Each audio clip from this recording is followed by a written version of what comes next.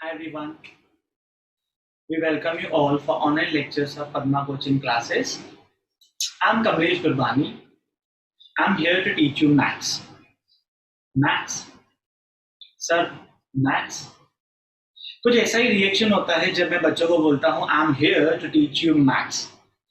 डर जाते हैं, एक्सप्रेशन डाउन हो जाते हैं, एकदम एक्साइटिंग। जैसे देखो एंट्री करता हूँ और एक्साइटेड होते हैं बच्चे, वैसे ही जब मैं मैथ्स वर्ड निकालता हूँ तो वो एक्साइटमेंट कंट्रोल करके एकदम डाउन हो जाती है। क्यों? क्योंकि कहीं ना कहीं मैथ्स का एक फोबिया है बच्चों के अंदर, मैथ्स का डर है बच्चों के अंदर। और वो जो डर है, वो जो फोबिया है, वही निकालने के लिए मैं यहां पर आया हूं। अगर मैं बोलूं कि मैथ्स बहुत ज्यादा इजी है, बहुत ज्यादा, कुछ नहीं करना है आपको, बहुत इजी है, तो आप मानोगे नहीं। फिर मैं कहूंगा मैथ्स आपको इजी लग सकता है, काफी इजी, बहुत इजी लग सकता है। कैसे? उसके लिए मेरे पास एक मैथड है, और वो मैथड आपको पता है बट आप इंप्लीमेंट नहीं करते हो। सर ऐसा कैसा मेथड है? हमें पता है बट हम इंप्लीमेंट नहीं करते। सर एक कौन सा मेथड है, आप एक बार बताएंगे? तो बेटा एक छोटा सा एग्जांपल के साथ में शुरू करूंगा। मुझे बताओ कि क्या आपने कभी ऐसा किया है जब आप घर पे बैठे रहते हो, आइडली घर पे बैठे हो, फ्री हो, आपके पास 3-4 घंटे फ्री हैं, और आपने ऐसे सोचा कि मैं काम करता हूं आज, मैं 7 दिन का फूड, खाना एक साथ इनटेक कर लेता हूं। मेरे पास टाइम तो है ना, वैसे भी 4-5 घंटे में फ्री हूं, फूड और खाना पड़ा है हमारे घर पे रेडी। मैं 7 दिन का खाना एक साथ कंज्यूम कर लेता हूं। क्यों? क्योंकि 7 दिन फिर नहीं खाना पड़ेगा ना मुझे। आई बी फ्री, फ्रीडम, एकदम कुछ भी नहीं करना है, खाना भी नहीं खाना है, सब कुछ अच्छे से होगा। क्या ये पॉसिबल है? नहीं। आपके बॉडी को डेली कुछ ना कुछ इनटेक करने की जरूरत है। जिस दिन आप फास्ट रखते हो उसी दिन आपको हेडेक होता है इवनिंग के बाद। क्यों? क्योंकि आपके बॉडी का जो रेगुलर सिस्टम है वो आपने चेंज कर दिया, आपको कुछ ना कुछ इनटेक करना ही है। तो जैसे बॉडी आपको कहती है कि कुछ ना कुछ इनटेक करना आपको जरूरी है, वैसे ही अगर आपको मैथ्स समझना है, मैथ्स को इजी बनाना है, तो आपके ब्रेन में डेली मैथ्स से रिलेटेड कुछ ना कुछ इनटेक होना जरूरी है। सोचो ऐसा पॉसिबल होता तो एक साथ आप 6 दिन का, 7 डेज का, 6 और 7 डेज का खाना एक साथ आप खा लेते, और 7 दिन कुछ नहीं खाना होता, कितना अच्छा होता आपके लिए। नहीं, रिलैक्स करते और कुछ काम नहीं करना होता। बट अफसोस वो पॉसिबल नहीं है, आपका बॉडी का सिस्टम इसे बना ही नहीं है। वैसे ही अगर आप मैथ्स नहीं पढ़ोगे और एक दिन प्रेशराइज करोगे अपने माइंड को कि मुझे सब कुछ आना चाहिए, तो वो पॉसिबल नहीं है, आप नहीं कर पाओगे। फिर चाहे 24 आवर्स आप क्यों नहीं पढ़ाई करो, बट आपके माइंड की जो कैपेसिटी है वो रेजिस्ट करेगी, वो आपको इतना ज्यादा पढ़ाई करने नहीं देगी, आपको इतना ज्यादा फ्लेक्सिबल नहीं बनाएगी वो कि हाँ आप कुछ भी पढ़ सकते हो। तो ये जो कैपेसिटी है ना, ये आपको बिल्ड करनी है डेली बेसिस पे। डेली थोड़ा थोड़ा पढ़ना है, थोड़ा थोड़ा पढ़ोगे। देखो कम खाओ चलता है, बट नहीं खाओ तो नहीं चलता है। कम इंटेक करो चलता है, थोड़ा बहुत कम इंटेक चल जाता है, बट थोड़ा बहुत कम पढ़ाई करो चल जाता है, बट नहीं पढ़ाई करोगे तो वो नहीं चल सकता कभी भी। तो वैसा ही कुछ मैथ्स का लॉजिक है। अब आज का जो टॉपिक है जो मैं यहाँ पे लेने वाला हूँ, that topic which I am starting now is derivatives. अब देखो मैथ्स से डर तो लगता ही है, बट उससे ज्यादा डर लगता है ये चैप्टर का नाम सुन के, दैट इज डेरिवेटिव्स। अगर मैं ट्वेल्थ की बात करूं तो ट्वेल्थ में इकलौता ये चैप्टर है, ट्वेल्थ में इनफैक्ट ऐसा एक चैप्टर है जो 30 to 40% वेटेज कवर कर लेता है। मतलब आपके बोर्ड में जो क्वेश्चंस आने वाले हैं उसमें 30 to 40% सिर्फ यही एक चैप्टर ले लेता है, डेरिवेटिव और उसके एप्लीकेशंस। सोचो कितना ज्यादा काम का है ये चैप्टर। और अगर आप इसको रेगुलर बेसिस पे पढ़ाई नहीं करोगे तो ये आपके लिए उतना ही ज्यादा प्रॉब्लमेटिक बन जाता है। क्यों? क्योंकि एट द लास्ट आप इतना ज्यादा कवर नहीं कर सकते हो। ठीक है? तो आज के बाद एक रूल फिक्स कर देंगे कि लेक्चर तो अटेंड करना ही है, वो तो ऑब्वियसली आते ही हैं सब बच्चे, लेक्चर अटेंड करना ही है, और साइमल्टेनियसली आपको घर पे थोड़ा सा कुछ पढ़ाई करना है, थोड़ा सा कुछ इंटेक करना है, मैथ और रिमेनिंग आपके सारे बाकी सब्जेक्ट्स के लिए भी ना। सो अगर हम देखें ये डेरिवेटिव चैप्टर, डेरिवेटिव्स में क्या क्या चीजें हैं, क्या होता है डेरिवेटिव, क्योंकि देखो जब चैप्टर की बात आती है ना डेरिवेटिव, तो आपके मन में यही क्वेश्चंस आते हैं कि क्या होता है डेरिवेटिव, कैसा दिखता है डेरिवेटिव, क्या काम आने वाला है हमें डेरिवेटिव, यही सारी चीजें हमारे पास हमारे माइंड में सर्कुलेट होती रहती है। तो वो सारे क्वेश्चंस का जवाब देने के लिए मैं यहां पर आया हूं। अब वो क्या है, सो देखते हैं डेफिनेशन क्या है। व्हाट इज डेरिवेटिव, मतलब डेरिवेटिव होता क्या है। तो सिंपल सी लैंग्वेज में ध्यान से देखो बेटा, क्या है, the derivative is the rate of change of a function with respect two variable. Rate of change, sir ये रेट ऑफ चेंज क्या है, ये रेट ऑफ चेंज क्या होता है सर। तो बेटा rate of change of a function with respect two variable का मतलब एक छोटे से मैं इक्वेशन से देना चाहूंगा। आप में से कई सारे बच्चों ने एक इक्वेशन सुनी होगी जिसका नाम है लीनियर इक्वेशन। मैं आपको एक इक्वेशन दे रहा हूं, समझो y equal to 2x, y equals to 2x, मैं आपको एक इक्वेशन दे रहा हूं जिसमें y जो है वो डिपेंडेंट वेरिएबल है, y आपका डिपेंड करता है किस पर, x पर, क्योंकि y इक्वल टू 2x है। अज्यूम करते हैं, let us assume y is your dependent variable and equal to 2x में x आपका इंडिपेंडेंट वेरिएबल है। तो इंडिपेंडेंट मतलब वो अपनी मर्जी चला सकता है, उसको जो वैल्यू चाहिए वो डाल सकता है। सपोज x का वैल्यू 1 डाला, तो y इक्वल टू 2x में जब आप x का वैल्यू 1 डालोगे तो y इक्वल टू 2 इंटू 1 2 मिल जाएगा। जब आप x का वैल्यू 2 डालोगे तो y इक्वल टू 2x में x का वैल्यू 2 डालो तो 2 into 2 4, that means y equal to 4 मिल जाएगा। वैसे ही x का वैल्यू में -3 डालता हूं तो y इक्वल टू 2x में x की जगह -3 डालो तो 2 इंटू -3 क्या हो जाएगा, -6 हो जाएगा। मतलब अगर आप x का वैल्यू चेंज करते रहोगे तो आपको y का न्यू वैल्यू मिलता रहेगा।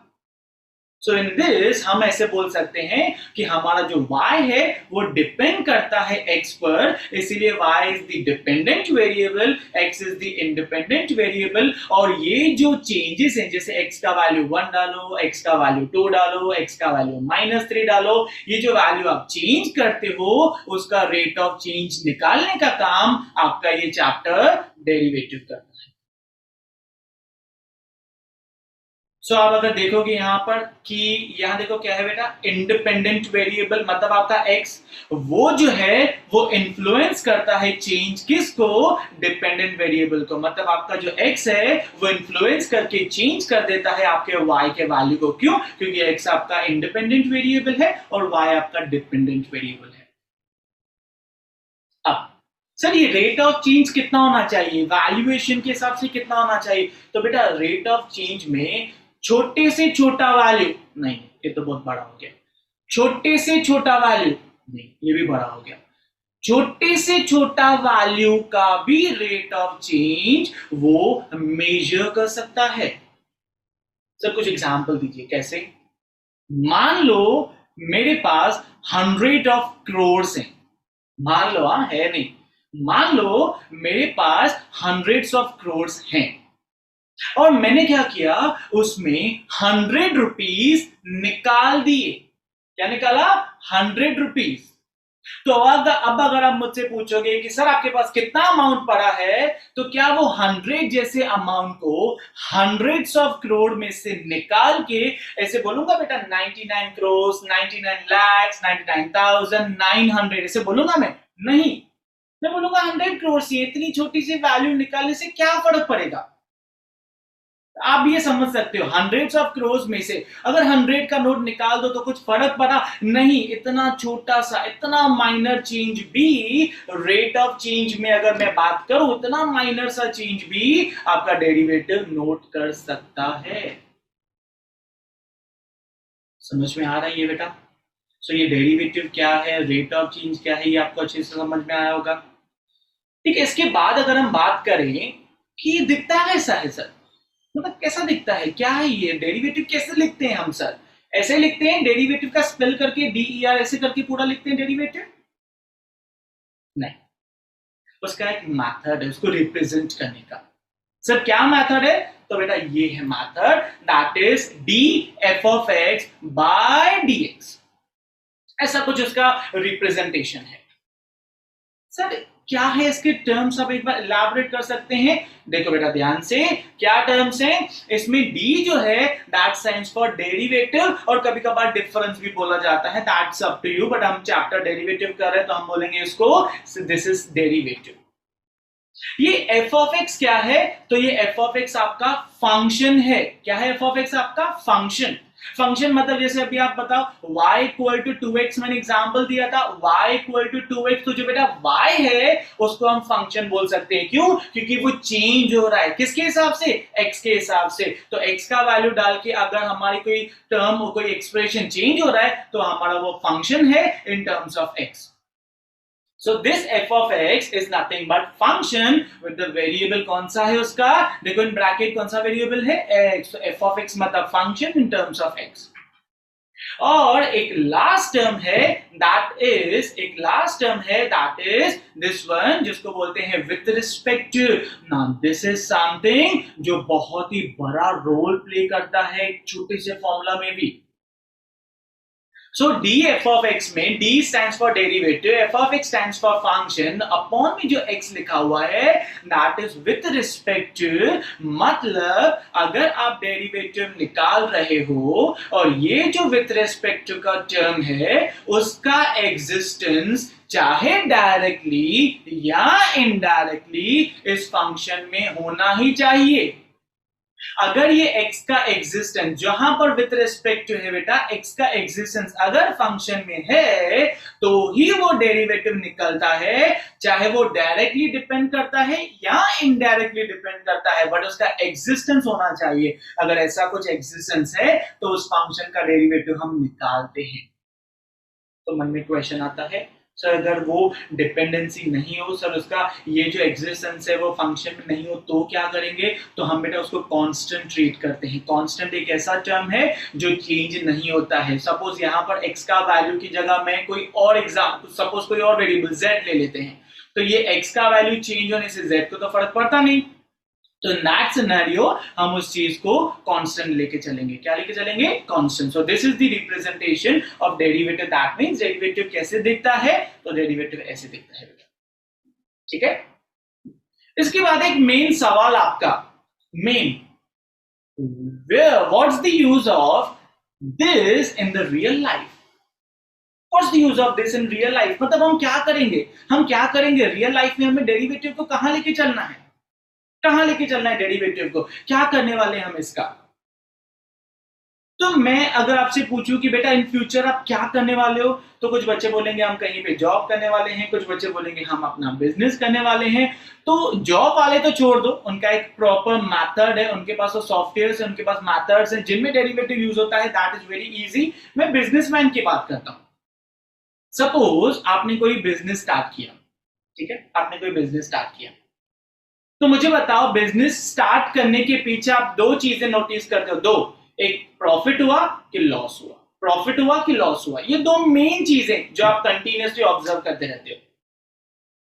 तो अगर आपके पास कुछ रिकॉर्ड्स हैं, आपके पास्ट ईयर्स के, कुछ ईयर्स का आपके पास रिकॉर्ड है, स्टैटिस्टिक्स आपके पास अवेलेबल है और उसका आप ग्राफ बना सकते हो, तो डेरिवेटिव आपको बताएगा कि इसमें आपको प्रॉफिट हुआ है कि लॉस हुआ है। पूरे की बात कर रहा हूं मैं, पूरे बिजनेस में आपको प्रॉफिट हुआ है कि लॉस हुआ है। वो रीडिंग जो ग्राफ आपका बनेगा, ग्राफ अप एंड डाउन हो सकता है, बट डेरिवेटिव आपको बताएगा कि इसमें आपको क्या हुआ है, इधर अ प्रॉफिट और लॉस। तो सबसे पहला जो एप्लीकेशन है that is to calculate profit and loss using graph। ये सबसे बड़ा एप्लीकेशन पहला प्रॉफिट और लॉस निकालने का। अगर मैं आपको बताऊं ना कि डेरिवेटिव मैथ्स में तो यूज होता ही है, बट मैथ्स के अलावा आपको पता है ये सारे फील्ड्स में यूज होता है। अगर बायोलॉजी यूज होता है, केमिस्ट्री यूज होता है, फिजिक्स यूज होता है, आपका इकोनॉमिक्स यूज होता है। इकोनॉमिक्स में तो इतनी बड़ी एप्लीकेशन है इसकी। सर कहां पर इकोनॉमिक्स में? सर हम क्यूरियस है, बताइए तो जरा कहां पर यूज होता है? तो बेटा इकोनॉमिक्स की अगर मैं बात करूं तो आपने जरूर प्रॉफिट वर्ड सुना होगा, कॉस्ट सुना होगा, रेवेन्यू सुना होगा, आपने सप्लाई सुना होगा, डिमांड सुना होगा। इन सारी चीजों में आपका डेरिवेटिव यूज होता है। For example rate of change of cost, मतलब कॉस्ट कैसे चेंज हो रही है, प्रॉफिट कैसे चेंज हो रहा है, क्योंकि आपको बहुत सारी अजम्पशंस लेनी पड़ती है। आप देखो फॉर एग्जांपल ये साल अभी रेनी सीजन आई नहीं है, आने वाली है, तो रेनी सीजन आने के टाइम पर या फॉर कोई एनी सीजन, आप रेनी सीजन का एग्जांपल ले लेते हैं कि रेनी सीजन आने वाली, तो आप क्या करते हैं, पहले से ही प्री प्लान होते हैं और वो स्टॉक अपने शॉप पे स्टोर करके रखते हैं कि क्योंकि रेनी सीजन आने वाली तो ये सारी चीजें हम रखेंगे। तो वो स्टैटिस्टिक्स होना जरूरी है और वो स्टैटिस्टिक्स को डील करने के लिए, उस स्टैटिस्टिक्स को अच्छे से समझने के लिए आपको डेरिवेटिव की हेल्प लेनी पड़ेगी। मैं नहीं बोल रहा हूं आप बुक्स में बैठ के d by d x of ये लिखते हो बैठ के, नहीं, बट आप जो सॉफ्टवेयर यूज करते हो उसमें कहीं ना कहीं डेरिवेटिव का इन्वॉल्वमेंट हमेशा रहता ही है। तो प्रॉफिट लॉस अगर ग्राफिकली करना हो तो आपको ये डेरिवेटिव का यूज होगा। अगर आपको प्रिडिक्शन करनी होती है फ्यूचर वैल्यूज के लिए, बिजनेस के लिए, तो भी आपका डेरिवेटिव बहुत ही काम का है, वो प्रिडिक्ट करवा भी सकता है आपके वैल्यू। एक एग्जांपल दे रहा हूं अभी की सिचुएशन के हिसाब से, जो पैंडेमिक चल रहा है उस वजह से ऑनलाइन गैदरिंग है हमारी, पैंडेमिक की वजह से। क्यों है पैंडेमिक? कोविड-19 कोरोना की वजह से। अभी कोविड का ग्राफ आपको तो पता ही है, इट्स गोइंग इंक्रीजिंग, आपको तो पता ही है, बढ़ते जा रहे हैं। तो कोविड का डेली रिकॉर्ड के हिसाब से ना उसका रेट ऑफ चेंज पता चलता है हमें, और अगर ऐसे ही सर्कमस्टांसेस रहेंगे ना तो हम फ्यूचर प्रेडिक्ट कर सकते हैं कि इस मंथ में हमारे इतने केसेस हो जाएंगे, इस मंथ में हमारे पास ये रेशियो पहुंच जाएगा जो डेली प्रोडक्शन चलती है, कि अगर आप कंट्रोल नहीं करोगे तो आपकी सिचुएशन वर्स्ट होगी। उस चीज में भी आपका डेरिवेटिव का यूज होता है। ओके, देन ये आपका फर्स्ट पॉइंट था प्रॉफिट लॉस का। सेकंड जो पॉइंट है दैट इज इंक्रीजिंग और डिक्रीजिंग ऑफ अ फंक्शन। मतलब आपके पास एक फंक्शन है, मान लो आपने बिजनेस किया है काफी सालों से, मान लो हम मुकेश अंबानी का स्टैटिस्टिक्स देखते हैं कि उसका बिजनेस कैसे, उसका टर्नओवर क्या है, उसका बिजनेस का ग्राफ क्या है। तो मुकेश अंबानी ग्राफ बनाएगा नहीं बैठ के, उसके पास जो उसकी कैलकुलेशन है, जो वैल्यूएशन है, वो एक कंप्यूटर में पुट करेगा, कंप्यूटर उसको ग्राफ बना के देगा। तो वो ग्राफ का जो स्टैटिस्टिक्स है, whether it is increasing, whether this is decreasing, ये कौन बताता है? ये डेरिवेटिव बताता है। कौन बताता है? ये डेरिवेटिव बताता है, ये उसकी मेन एप्लीकेशन है। अलॉन्ग विद दैट, अगर इंक्रीजिंग है तो मैक्सिमम वैल्यू क्या है, डिक्रीजिंग है तो मिनिमम वैल्यू क्या है, ये भी तक निकालने का काम आपका डेरिवेटिव करता है। So see this is the third point, that is maximum and minimum value of function अगर हमें निकालना है तो उसके लिए भी हमें डेरिवेटिव की हेल्प लेनी ही पड़ेगी। सोचो, ये तो मैंने बिजनेस से रिलेटेड टॉपिक बताया है, और मैंने क्या कहा था, फिजिक्स, केमिस्ट्री, बायोलॉजी, वो सारी चीजों में भी आपके डेरिवेटिव्स का यूज होता है। इनफैक्ट इकोनॉमिक्स की बात करते हैं, इकोनॉमिक्स जो आप पढ़ते रहते हो, इकोनॉमिक्स में भी आपका डेरिवेटिव का इन्वॉल्वमेंट होता ही है। So that much important this chapter is. So ये मत सोचना कि आगे काम कैसे आएगा, ये सोचना कि इसके एग्जिस्टेंस के वजह से आपको बहुत सारी चीजें सिंप्लीफाई वे में मिलती हैं, जो आपके लिए डेली लाइफ में कैलकुलेट करना पॉसिबल नहीं है, उतना इजी वे में ये आपको एक्सप्लेन कर देता है। So this was the use of derivative in real life. Moving further, formulas. कुछ ऐसा रिएक्शन होता है जब मैं क्लास में बोलता हूं फॉर्मूलाज, तो कुछ ऐसा रिएक्शन होता है बच्चों का। You all were like, ये क्या है फॉर्मूलाज, कितना करेंगे हम, कितनी फॉर्मूलाज याद करेंगे हम। So this is the reaction जो ऑब्वियसली बच्चों की होती है। मैं एक छोटा सा एग्जांपल शेयर करना चाहूंगा। मेरे कुछ स्टूडेंट्स के साथ मेरी बात चल रही थी, तो क्या एक्सपीरियंस है मैं आपको बताना चाहूंगा। मैंने फेस टू फेस काफी टाइम पहले कुछ बच्चों से बात हो रही थी, मैंने पूछा, उनका एग्जाम टाइम था, मैंने पूछा कि how's your studies going on, कितनी पढ़ाई हुई आपकी, कितना हुआ। तो दे वर लाइक कि सर पढ़ाई बहुत अच्छे से चल रही है, आफ्टर ऑल आपने सिखाया बहुत अच्छे से चल रही है सर, सब कुछ हो गया, रिविजन भी हो गई सर, सब कुछ हो गया, रिवीजन भी हो गई, हमने इतना अच्छे से कर लिया ना सर कि 2 बार रिवीजन भी खत्म कर दिए। तो बेटा अब आपने लास्ट मिनट के लिए क्या रखा है बेटा, क्या सोचा है, क्या स्ट्रेटेजी है, लास्ट मिनट पे आप क्या करने वाले हो। जब हम ऐसे प्लानिंग करते हैं, क्या करने वाले हो लास्ट मिनट पे, सर एक ही काम करेंगे, कौन सा सर, फॉर्मूलास नहीं की हुई है, वो हमें सिर्फ लर्न करनी है। तो उसके बाद ना मेरा ऐसे रिएक्शन हो जाता है, मतलब पहले बच्चों का ये रिएक्शन होता है, जब बच्चों का ये सेंटेंस आता है ना कि सर सब कुछ किया है सिर्फ फॉर्मूलाज नहीं किए, तो मेरा ये रिएक्शन हो जाता है,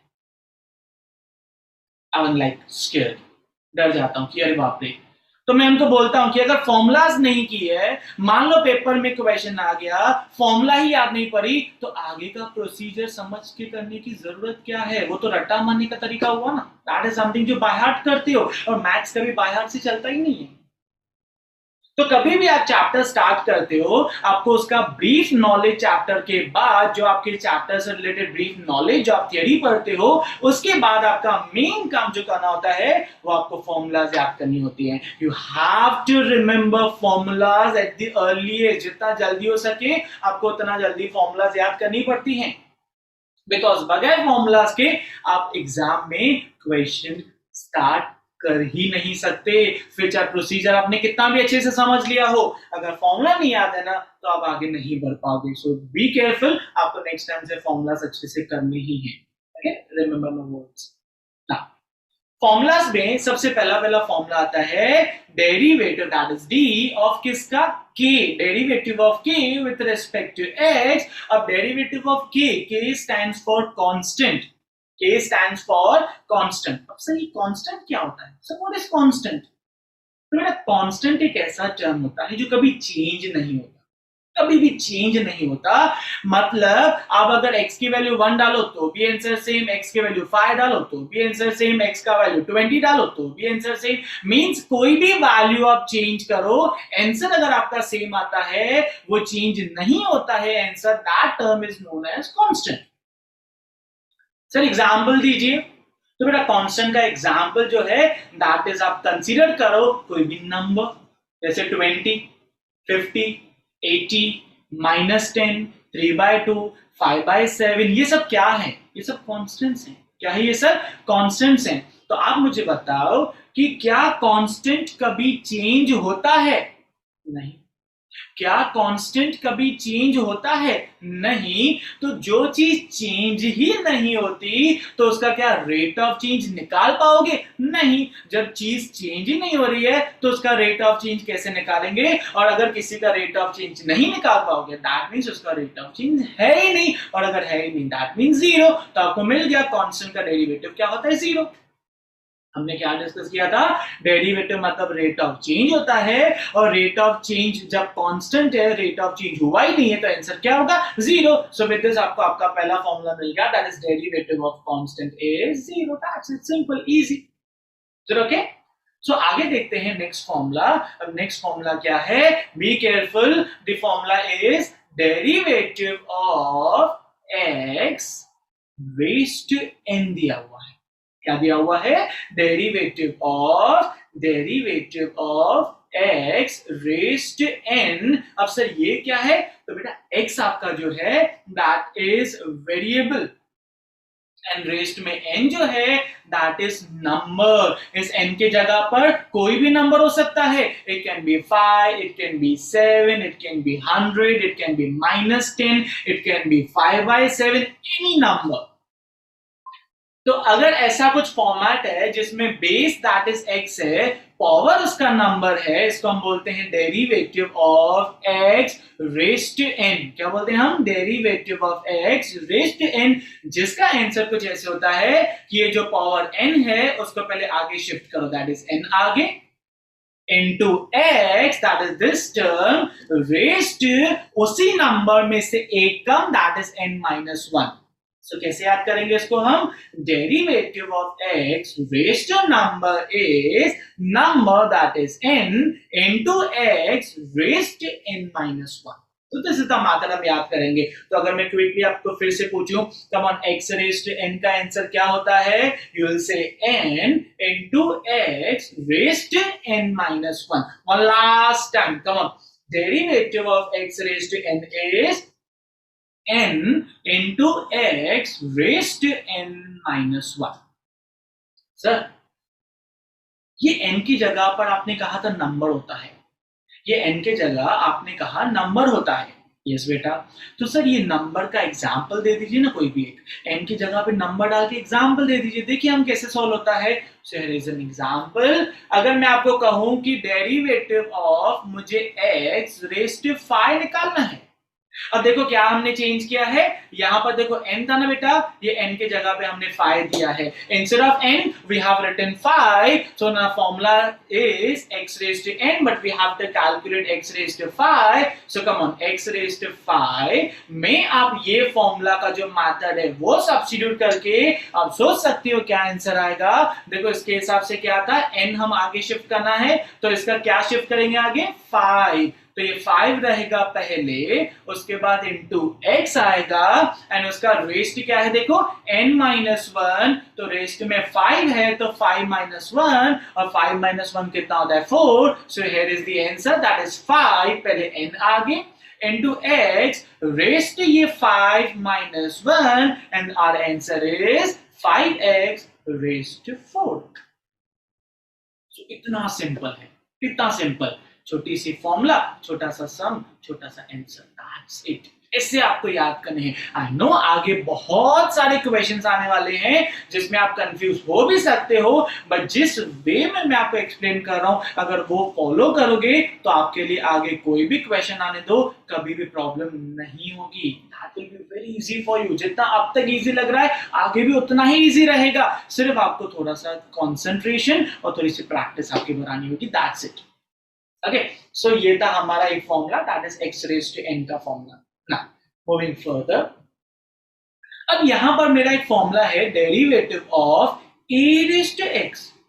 अब ये क्या है सर, प्रीवियस स्लाइड के हिसाब से मिलता जुलता लग रहा है ये तो बेटा प्रीवियस स्लाइड में हमने क्या किया था, x रेज टू n किया था बेटा, उसमें क्या होता है base value is x and raise to power is number, number can be anything 2, 5, 10 minus और fraction anything.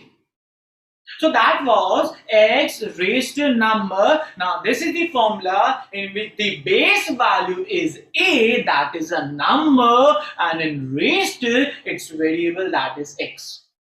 I mean here it is number raised to variable, that is a raised to x। आपका पहले number है उसका power variable है, और पहले formula में क्या किया था, पहले वेरिएबल था उसका पावर आपका नंबर था। तो यहां पर नंबर रेज टू वेरिएबल, इसका आंसर होगा आपका ये same, that is a raise to x है ना, वो सेम रहेगा, सिर्फ इनटू एक छोटा सा टर्म आएगा that is log a।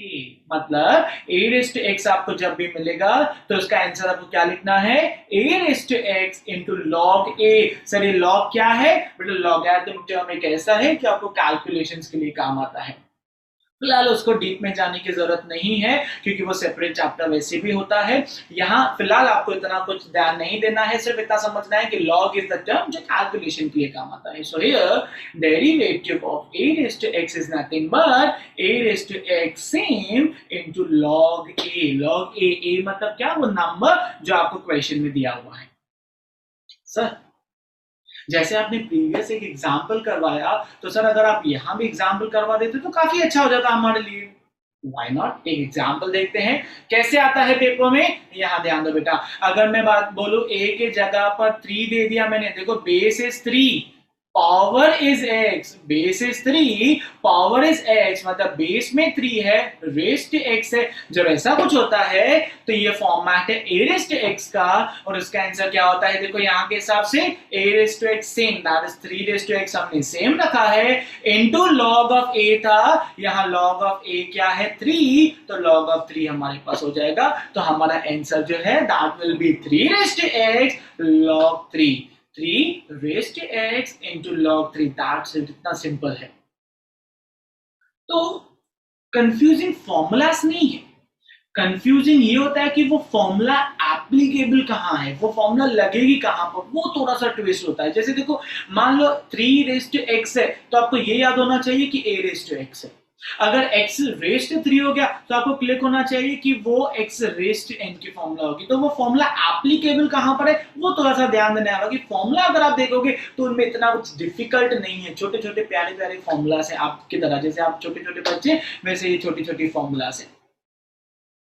Okay, सो ये वाला फॉर्मूला भी आपको समझ में आया होगा। आगे देखते हैं। अब देखो जैसे a रेज टू x हमने किया, उसमें a के जगह पर अगर e आ जाए तो सर ये E क्या है, E इज अ कांस्टेंट बेटा, E इज अ कांस्टेंट जिसका वैल्यू होता है 2.71828।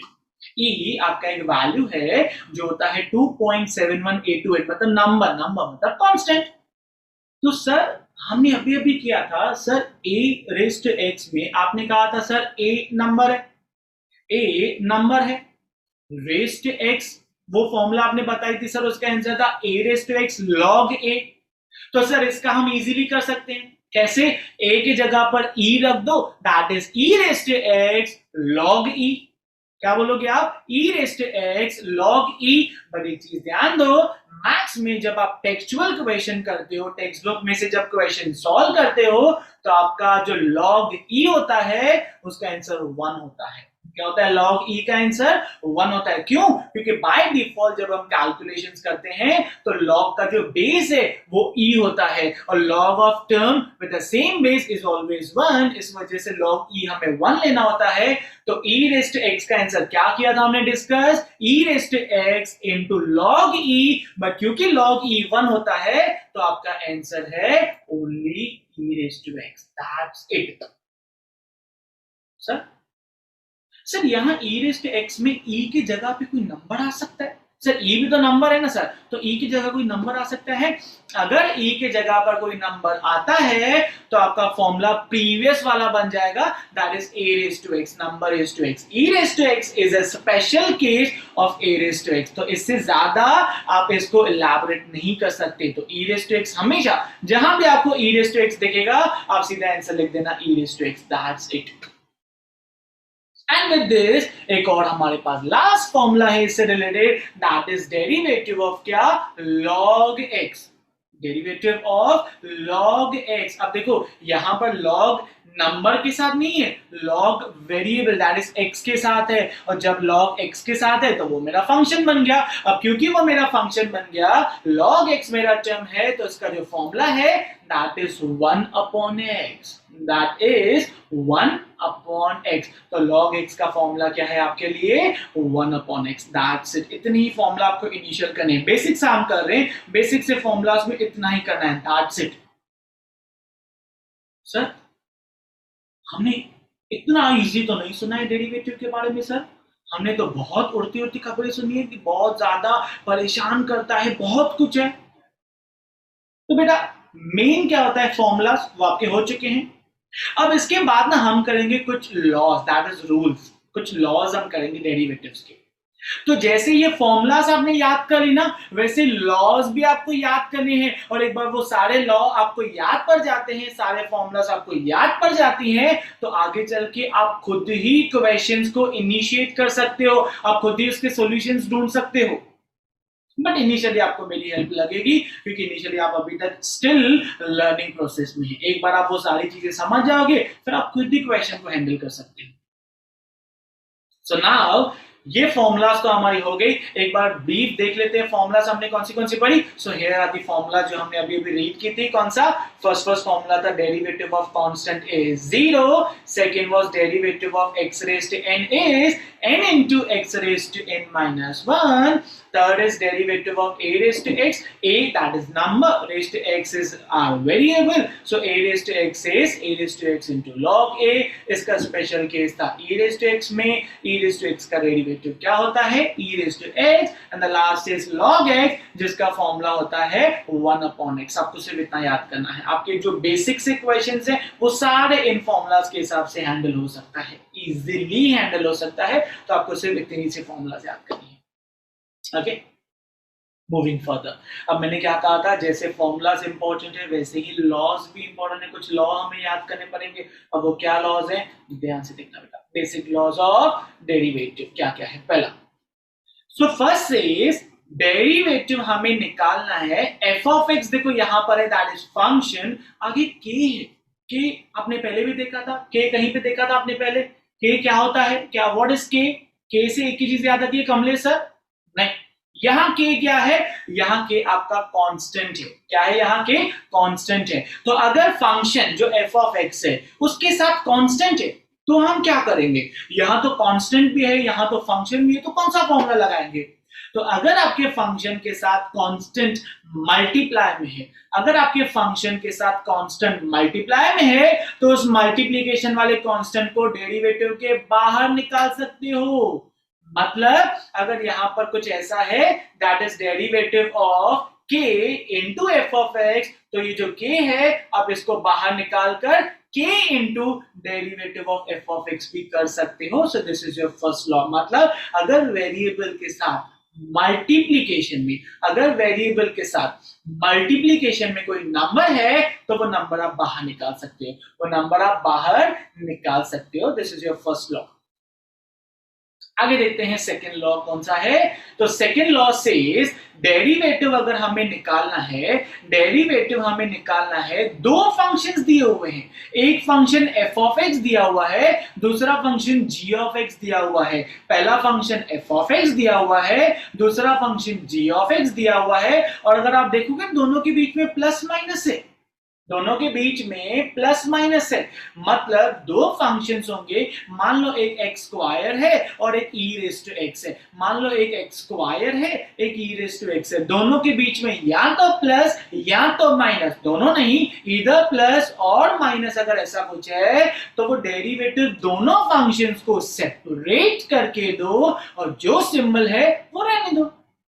मींस अगर derivative of f of x plus और माइनस जो भी है जी ऑफ एक्स के साथ, तो आप derivative of f of x लिखोगे, प्लस माइनस जो भी आपके पास रहेगा derivative of g of x लिखोगे। That means derivative of f of x plus minus g of x is equals to derivative of f of x plus और minus derivative of g of x. जैसे हम याद करो, brackets कैसे open करते हैं, bracket कैसे ओपन करते हैं, जब मान लो कि अगर बाहर आपका अंदर ब्रैकेट में a प्लस बी है, बाहर 2 है, तो क्या करते हो, 2 दोनों को देते हो ना, 2a प्लस 2b दोनों को देते हो। वैसे ही डेरिवेटिव क्या किया, अगर प्लस और माइनस है तो ये जो डेरिवेटिव है वो दोनों को देना है, ये जो डेरिवेटिव है वो दोनों को देना है। This is your second law. Okay, moving further देखते हैं आगे थर्ड लॉ क्या है। So third says derivative of f of x into g of x. अब ये थर्ड जो रूल है ना उसको हम यूवी रूल भी बोलते हैं। सर u क्या है, v क्या है? बेटा फर्स्ट जो फंक्शन है f of x that is u and second जो फंक्शन है g of x that is v। आप इनको u और v नाम दे सकते हो, चॉइस आपकी है। तो मल्टीप्लीकेशन देखो, हमने प्लस हो गया माइनस हो गया, मल्टीप्लीकेशन की बारी है।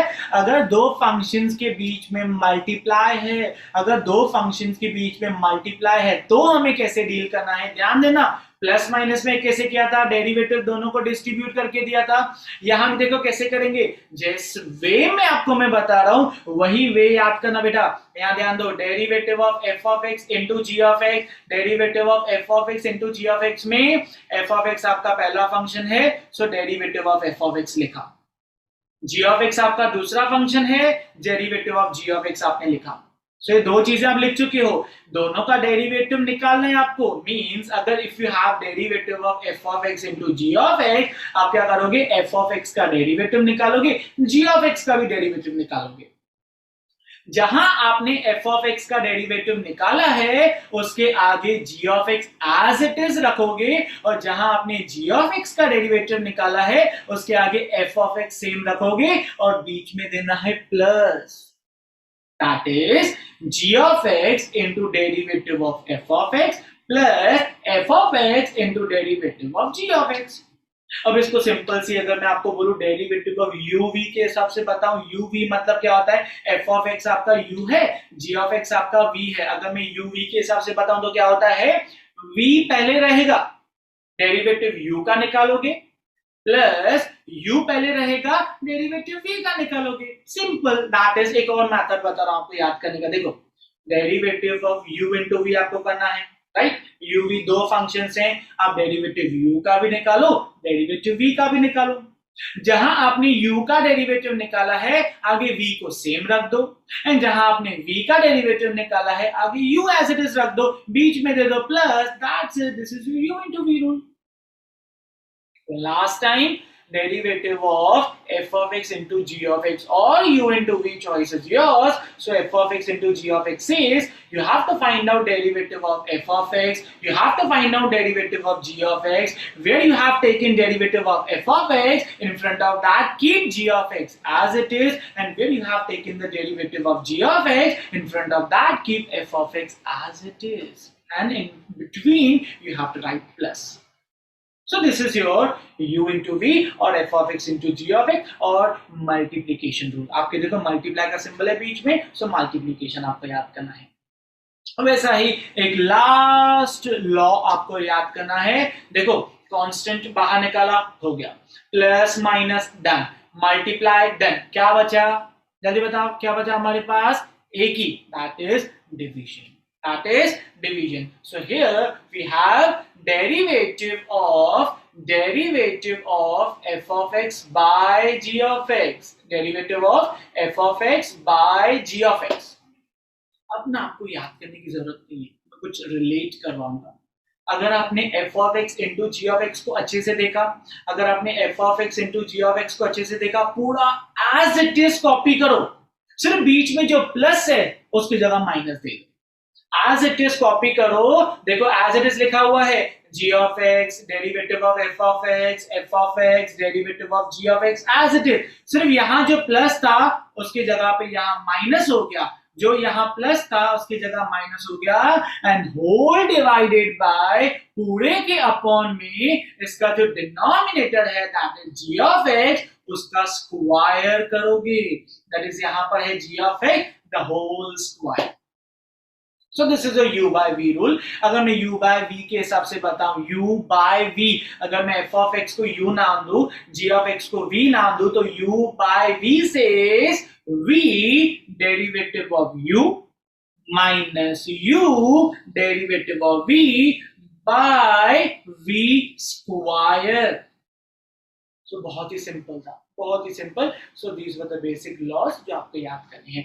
तो ये जो लॉज है वो कुछ सिंपल सी फॉर्मूलाज हैं, वो अगर आप पढ़ लेते हो तो बेसिक से क्वेश्चंस आप बहुत जल्दी कर लोगे, बेसिक से क्वेश्चंस बहुत इजीली कर लोगे. सर कैसे, कुछ तो बताइए सर, एक दो तो क्वेश्चन प्रैक्टिस करवाइए. यस, तो एक दो क्वेश्चन हम करेंगे बेसिक से, इनसे related, plus minus multiply divide से रिलेटेड कुछ ना कुछ क्वेश्चंस हम करके देखेंगे. लेट्स सी आप कितना जल्दी समझ लेते हो. Is it okay? So let's start with the questions. Now let's practice some question में. फर्स्ट क्वेश्चन देखो आपके पास क्या है. First question what you have is 3x cube plus 5x square minus 2. बहुत ही इजी ये क्वेश्चन है.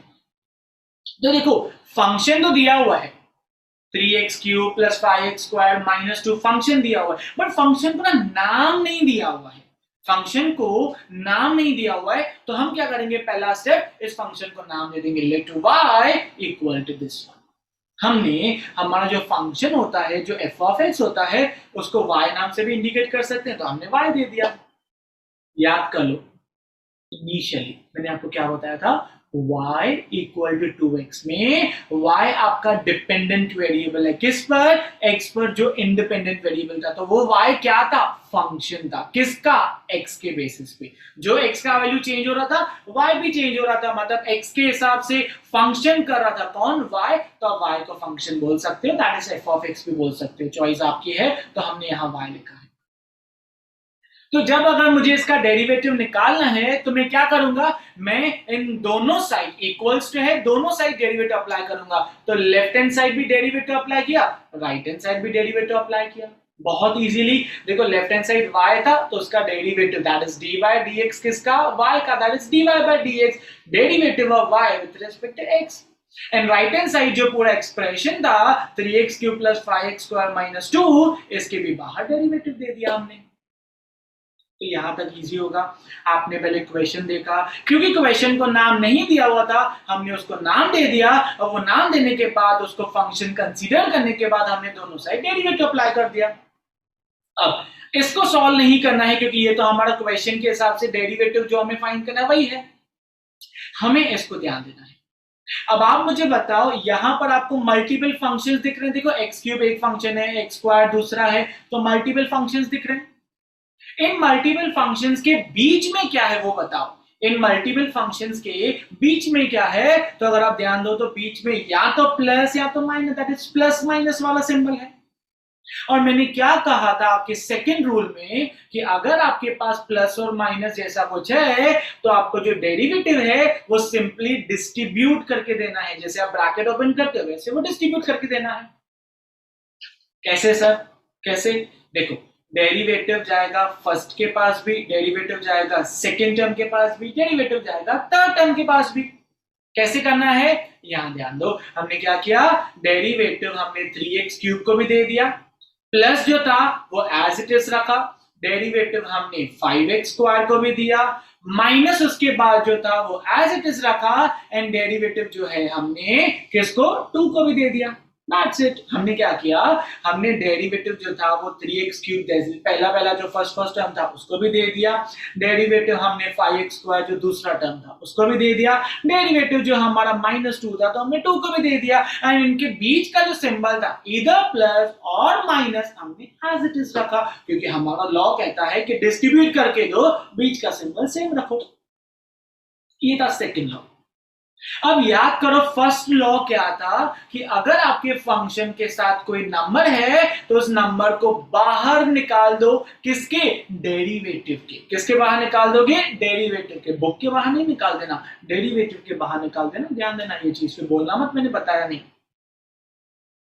कहां निकालोगे डेरिवेटिव, कहां निकालोगे कांस्टेंट, डेरिवेटिव के बाहर। तो यहां ध्यान दो, 3 जो है x³ देखो वेरिएबल है, आपको पता है x मतलब वेरिएबल होता है, x³ के आगे 3 कांस्टेंट है आपका, 3 आपका कांस्टेंट है x³ के आगे। फिर यहां देखो x² आपका वेरिएबल है, आगे 5 है, x² आगे वेरिएबल है, आगे 5 है, तो ये देखो वेरिएबल के साथ यहां भी कांस्टेंट है। एंड यहां अगर देखें डेरिवेटिव ऑफ 2 तो ये सिर्फ कांस्टेंट है, this is only constant, just constant, वहां पर वेरिएबल नहीं है। तो क्योंकि यहां पर वेरिएबल नहीं है तो ये 2 को हम बाहर नहीं निकालेंगे, क्योंकि सिर्फ अगर ओनली कांस्टेंट होता है उसको हम बाहर नहीं निकालते हैं, हम वेरिएबल के साथ अगर कांस्टेंट है उसको बाहर निकालते हैं। So what will be the next step, this is 3 जो यहां पर है उसको बाहर निकाल देंगे डेरिवेटिव के, ये 5 जो है उसको बाहर निकाल देंगे डेरिवेटिव के।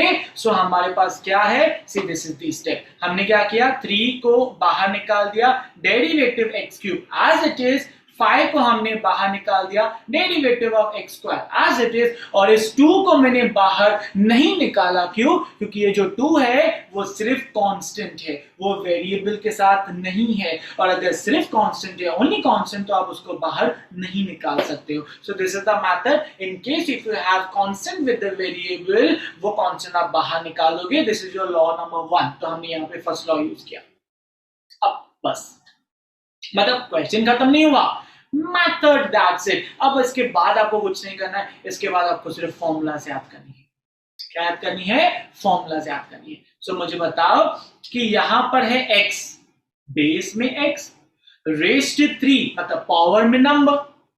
अगर बेस में x है, पावर में नंबर है, बेस में x है, पावर में नंबर है, तो याद करो कौन सा मेथड था, base is x, power is number, मतलब x rest number, x rest number. अब आप मुझे बता, x रेस्ट नंबर का हमने कैसे याद किया था, हमने याद किया था नंबर आएगा पहले इनटू x रेस्ट नंबर -1। मतलब अगर मैं x³ में x रेस्ट नंबर की फॉर्मूला लगाऊं तो जो क्यूब दैट इज 3 है वो आएगा आगे, x सेम रहेगा, क्यूब दैट इज 3 -1 करना है, दैट्स इट, सिंपल। एक और यहां देखो क्या है, x²। मुझे बताओ कि x² x आपका base value, that is base में आपका x है, स्क्वायर मतलब पावर उसका नंबर है।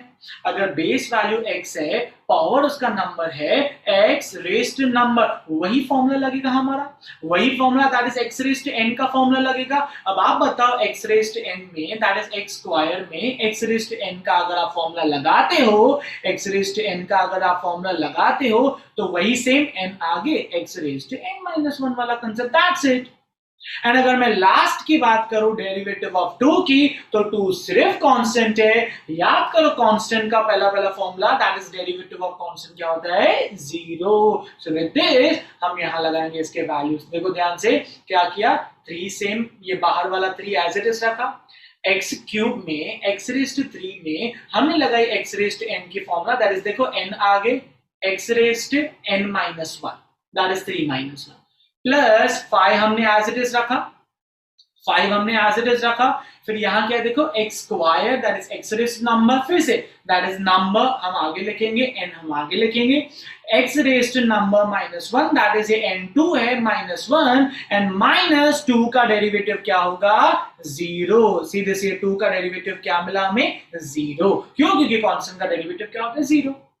And the last step now ये 3 और ये 3 को मल्टीप्लाई कर दो, दोनों नंबर्स हैं बीच में मल्टीप्लाई है, मल्टीप्लाई कर दो, 3 into 3 is 9 और इसका पावर सिंप्लीफाई करो, पावर 3 minus 1 क्या हो जाएगा 2, यहां पर देखो मल्टीप्लाई कर दो, 2 into 5 कितना हो जाएगा 10 और रेस्ट में 2 minus 1 क्या हो जाएगा पावर 1 एंड लास्ट वाला 0 लिखने की जरूरत नहीं है क्योंकि आपको तो पता है प्लस माइनस में आप 0 लिखने की जरूरत नहीं है। सो विद दिस हमारा जो आंसर है that is 3 into 3 9, x raised to 3 minus 1 is 2, 5 into 2 is 10, x raised to 2 minus 1 is 1 और 1 पावर वैसे भी हम लिखते नहीं है, माइनस 0 लिखने की जरूरत नहीं है। So this is your answer, that is 9x squared plus 10x, that's it. So this is the question, this is the answer. And between आपने सारे लॉज और सारे आपके फॉर्मूलाज व एप्लीकेबल जो भी एप्लीकेबल फॉर्मूलाज और लॉ थे वो आपने लगा दिए, दैट्स इट, आंसर आ गया, सिंपल, इतना ही कुछ आपको करना है, इतना ही कुछ करना है और इससे ज्यादा कुछ करना ही नहीं है आपको। So ये वाला मैथड बहुत अच्छे से समझ में आया होगा, अगर नहीं रिवाइंड करके फिर से सुन लेना एक बार। Is it okay? Let's see the second question. ये देखो प्लस और माइनस वाला हमने कर दिया, अब एक और क्वेश्चन मल्टीप्लाई वाला सिखाता हूं मैं आपको, प्लस माइनस हमने कवर कर दिया, अब मल्टीप्लाई वाला एक क्वेश्चन मैं आपको सिखाता हूं, कैसे मल्टीप्लाई वाला, यहां ध्यान दो। So I have a question y equals to 2 raised to x, कुछ भी नहीं है बीच में, देखो सिंबल कुछ भी नहीं है, अगर कुछ भी नहीं है दैट मींस मल्टीप्लाई है, इनटू है, मल्टीप्लिकेशन है, तो 2 raised to x into log x, 2 raised to x into log x, is it okay? now कैसे पता चला कि ये u into v या f of x into g of x वाली फॉर्मूला है, कैसे हमें पता चला, तो यहां ध्यान दो, 2 raised to x, 2 चाहे नंबर है पर रेस्ट में x है मतलब उसका पावर वेरिएबल वाला है, means this is variable, log x देखो यहां भी x है, x मतलब यहां भी वेरिएबल है, तो ये देखो 2 raised to x भी वेरिएबल है, log x भी वेरिएबल है, जब ये दोनों वेरिएबल्स हैं, दोनों के बीच में कुछ नहीं मतलब मल्टीप्लाई है, तो आप कौन सा रूल लगाओगे, simple u into v rule, कौन सा लगाओगे, u into v rule, that's it. अब क्या आपको u into v याद पड़ चुका है? नहीं सर आप कितना भी बोलो हम इतना जल्दी नहीं रिएक्ट करेंगे सर, हम हमारे हिसाब से ही पढ़ते हैं सर, फिर पेपर में हमें परेशानी होती है, हम आपके पास आते हैं, आप थोड़ा सा सुनाते हो हमें तो अच्छा लगता है सर, वी फील गुड, नहीं पढ़ लिया, वेरी गुड, पढ़ लिया, वेरी गुड। अब हम क्या करेंगे, इसमें u into v का जो फॉर्मूला जो आपने पढ़ लिया है, f of x into g of x का फॉर्मूला जो पढ़ लिया है, वो इंप्लीमेंट करेंगे, दैट इज अप्लाई करेंगे यहां पर। कैसे, मुझे बताओ फॉर्मूला कैसे याद किया था, डेरिवेटिव f of x का भी निकालोगे, डेरिवेटिव g of x का भी निकालोगे, अगर f of x का डेरिवेटिव निकालते हो तो बाहर g of x रहेगा, अगर g of x का डेरिवेटिव निकालते हो तो बाहर f of x रहेगा, बस इतना सही था। कैसे, यहां देखो बेटा, यहां देखो, पहला स्टेप दोनों साइड डेरिवेटिव अप्लाई कर दिया, नाउ दिस इज समथिंग जो हमने रूल अप्लाई किया, कैसे रूल अप्लाई किया, सी this is first function f of x, उसका डेरिवेटिव निकाला, अगर f of x का डेरिवेटिव निकाला तो देखो बाहर g of x सेम रखा है, फिर नेक्स्ट स्टेप में देखो डेरिवेटिव किसका निकाला है, g of x का हमने, क्योंकि देखो सेकंड फंक्शन का डेरिवेटिव लिया है g of x का, अगर g of x का डेरिवेटिव निकाला है तो आगे कौन सा सेम रखेगा, f of x सेम रखना है हमें, करेक्ट, तो ये हमने लिख दिया हमारा f of x और g of x के हिसाब से uv का जो लॉ था, जो रूल था, वो हमने लिख दिया। अब हमें क्या करना है, अब जो जिन टर्म्स के साथ डेरिवेटिव नहीं है, मान लो ये log x, उसके साथ डेरिवेटिव नहीं है, तो जिन टर्म्स के साथ डेरिवेटिव नहीं है वो एज इट इज रहेगा, और जहां पर डेरिवेटिव लिखा हुआ है उसका डेरिवेटिव निकालना है आपको, दैट मींस ये log x आपका सेम रहेगा, एग्जैक्टली कुछ परेशान नहीं करना है, इसको सेम रखेंगे इसको।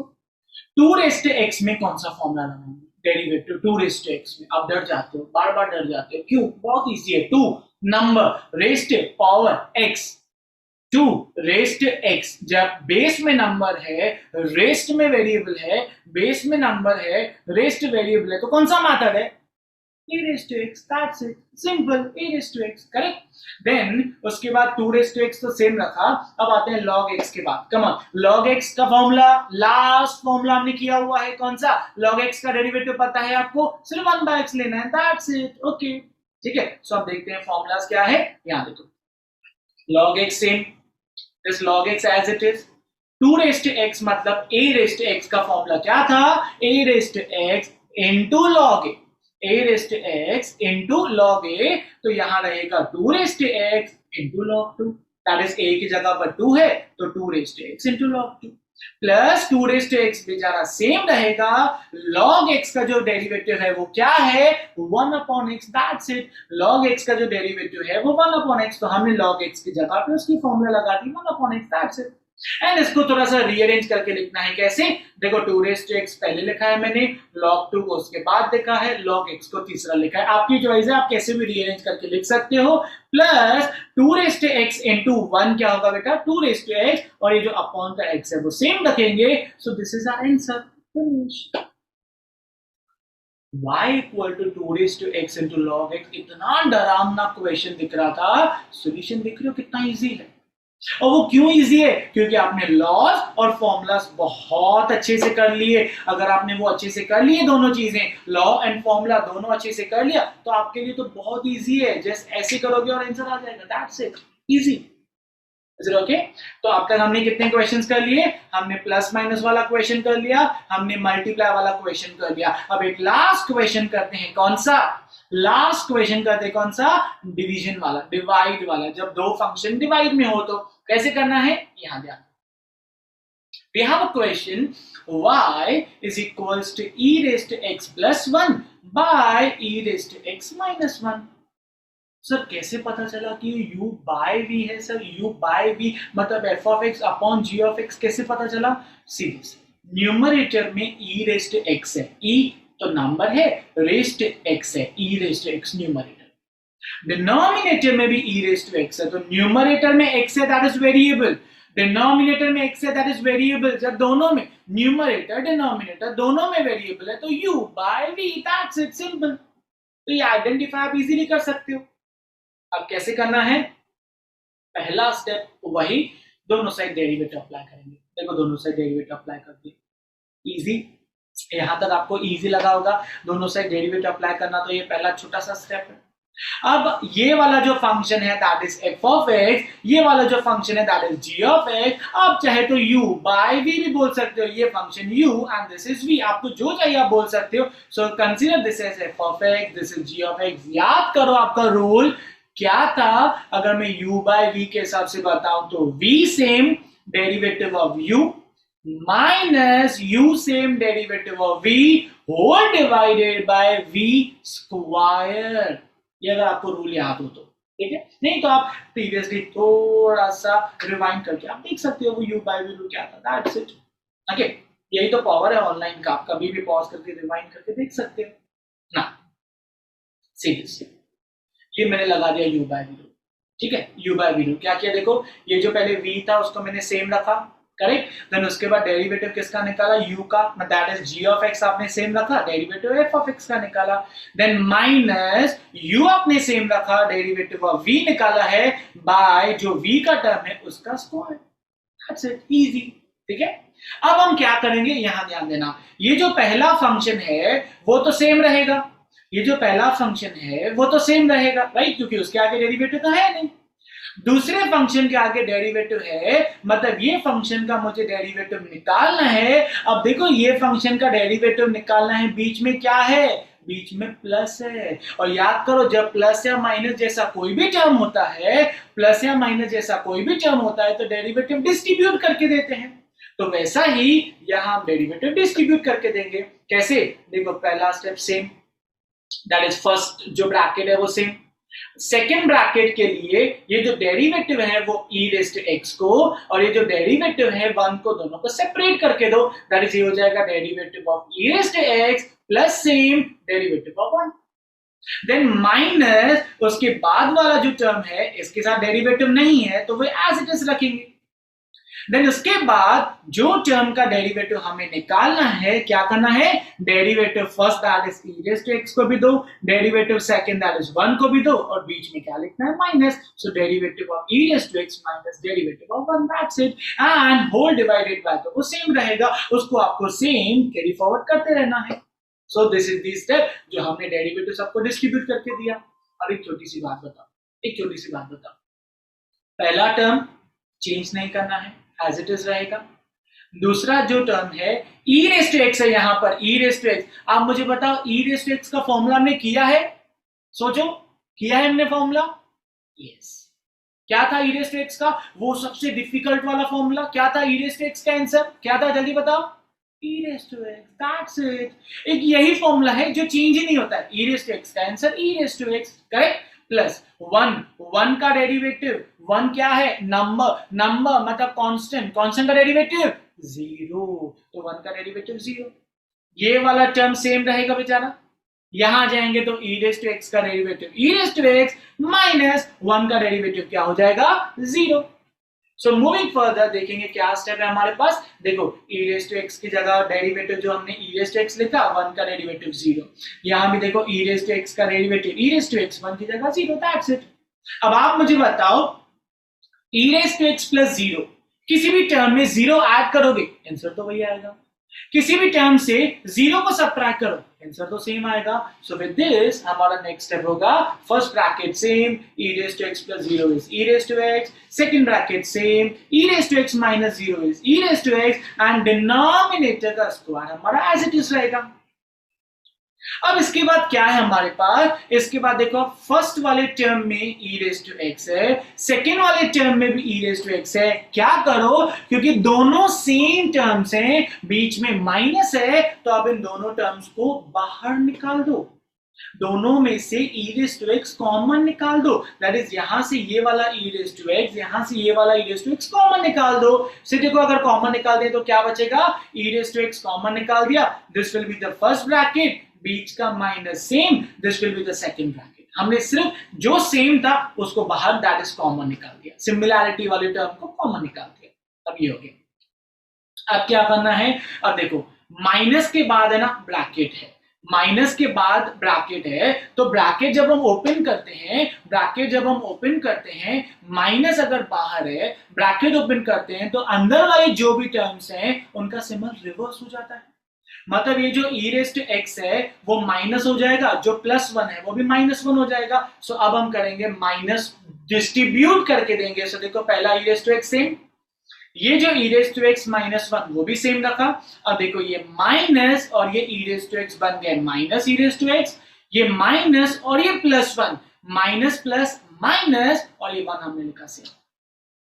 अब क्या हुआ, देखो e raise to x plus में भी है, e raise to x minus में भी है। मुझे बताओ प्लस में माइनस में सेम टर्म है, क्या हो जाता है, क्या करते हैं, 2 माइनस 2 क्या कट कर देते हैं ना हम, तो वैसे e raise to x plus में भी है, e raise to x minus में भी है, क्या कर देंगे, ये e रेज़ टू x और ये रेज़ टू x को कट कर दो, क्या बचा हमारे पास, देखो e raise to x same बचेगा, ये वाला -1, ये वाला -1, डिनोमिनेटर सेम। अब आपको तो पता ही है -1 क्या होता है, दोनों माइनस माइनस प्लस करना है, माइनस माइनस प्लस करना है, -1 1 और 1 को ऐड करो तो 2 आएगा, सिंबल बनेगा। जब दोनों सेम है तो किसी का भी सिंबल दे दो, दैट इज आपका जो आंसर आएगा, ये -1 क्या हो जाएगा, -2, साथ में क्या है e रेज़ टू x और डिनोमिनेटर, तो आपका जो फाइनल आंसर है दैट इज -2, साथ में e raise to x upon denominator, that's it, finish. With this, हमने इतना बड़ा u by v वाला सम इजीली खत्म कर दिया, सिंपली क्या पता करके, थोड़े से फॉर्मूलाज और कुछ लॉज हमने याद करके। अब ये जो प्रैक्टिस की, देखो ये जो हमने प्रैक्टिस की वो कैसे पॉसिबल थी, अगर आप रेगुलर इंटरवल पे पढ़ाई करते हो तो, अपने माइंड को रेगुलर इंटरवल पर ट्रेन करते हो तो, उसके अलावा कुछ है ही नहीं। रेगुलर स्टडीज अगर आप करते रहोगे तो ये सारी चीजें ऐसे चुटकी बजाते करते रहोगे, दैट इज वेरी इजी, आपको कुछ सोचने की जरूरत ही नहीं होगी। ओके, सो विद दिस हम आज का ये वाला जो सेशन है वो यही वाइंड अप करते हैं। अगर आपको ये वीडियो अच्छा लगा है तो आप इसको लाइक कर सकते हो, शेयर कर सकते हो, ये चैनल को सब्सक्राइब कर सकते हो, क्योंकि ये सारे जो वैल्यूएबल लेक्चर्स हैं वो तो इसी चैनल पे आने वाले हैं। Is it okay? So with this, ये वाला लेक्चर हम यही वाइंड अप करते हैं। That's all for today's lecture. Bye bye everyone.